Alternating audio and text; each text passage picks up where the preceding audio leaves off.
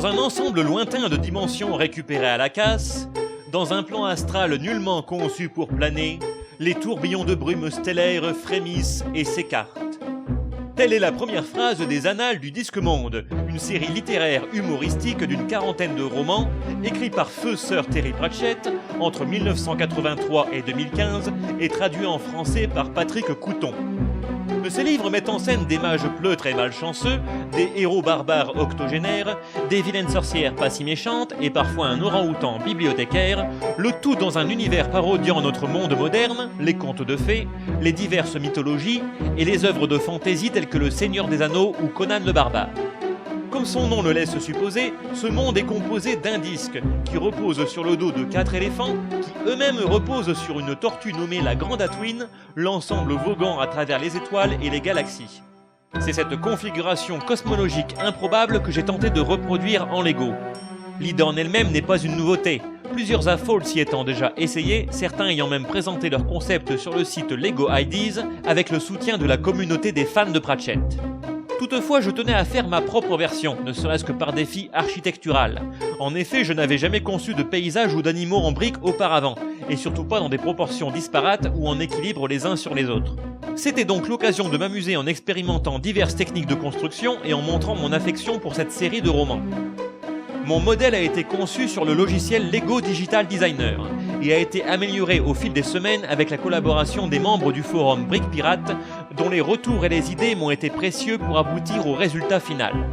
Vous trouverez d'ailleurs en description le lien vers le topic de la création, où vous pourrez constater l'évolution dans le temps du projet.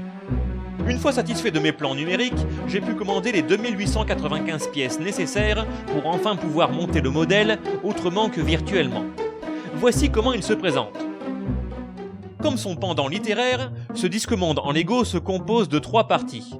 La première partie est la Grande Atwin, que j'ai basée sur diverses illustrations de tortues marines, notamment pour la forme des nageoires et la silhouette hydrodynamique.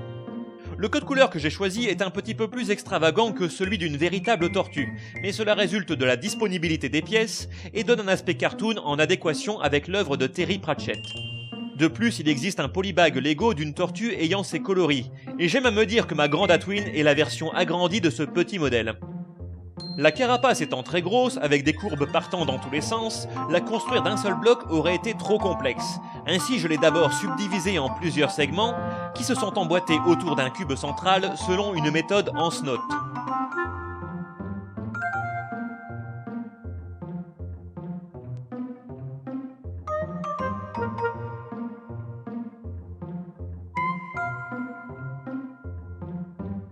Concernant les membres de la tortue et leurs articulations, nous avons la queue, qui se clipse à l'arrière et qui bouge de haut en bas,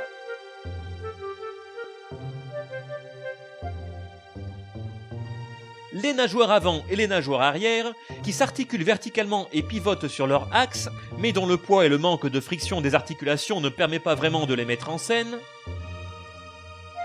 et enfin la tête, qui possède des yeux orientables permettant de changer l'expression de l'animal, ainsi qu'une bouche qui s'ouvre pour révéler la langue et l'intérieur de la gorge.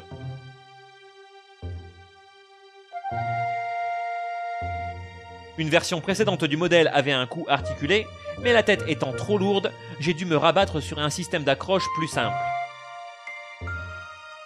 Une fois complétée, la Grande Atwin fait 30,5 cm de la tête à la queue, pour une largeur de 19,5 cm au flanc de la carapace et une envergure maximale de 33,5 cm. Sur le sommet de la carapace, on retrouve 8 trous techniques, où s'enclenchera ce qui constitue la seconde partie du modèle, les 4 éléphants.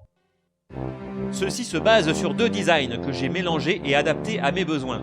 Un mock conçu par un certain Bangou, que j'ai trouvé sur Flickr, et l'éléphant du set officiel 10257, le carrousel. Leurs corps sont tous identiques, si ce n'est pour les yeux, qui permettent à chaque pachyderme d'avoir un soupçon de personnalité.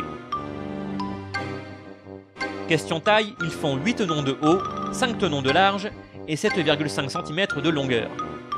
Les éléphants se clipsent sur la tortue au niveau de leurs pattes arrière, à un angle d'environ 45 degrés par rapport à l'axe de la carapace.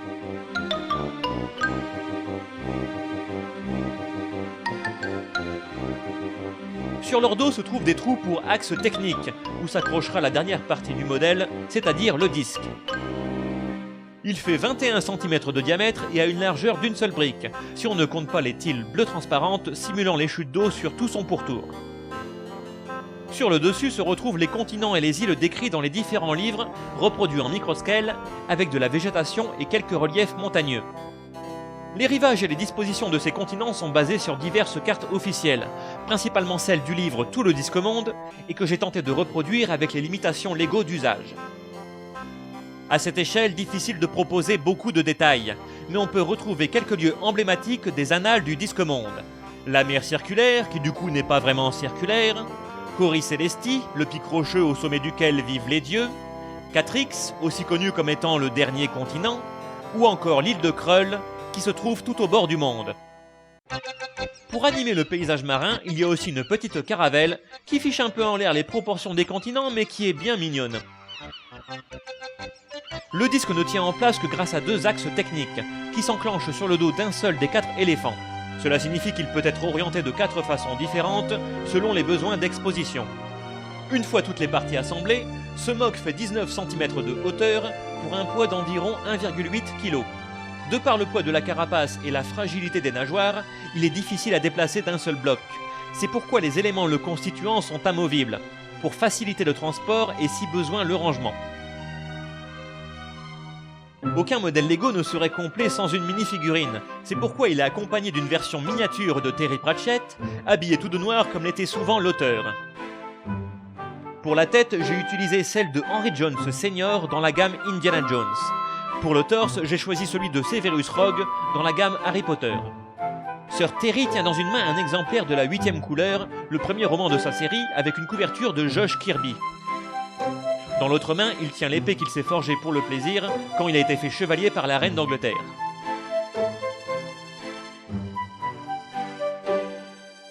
Voilà, cette présentation est maintenant terminée. La construction de ce MOC a été longue mais passionnante et je n'ai pas vu les semaines passer au fil des itérations et des égarements lors de la conception.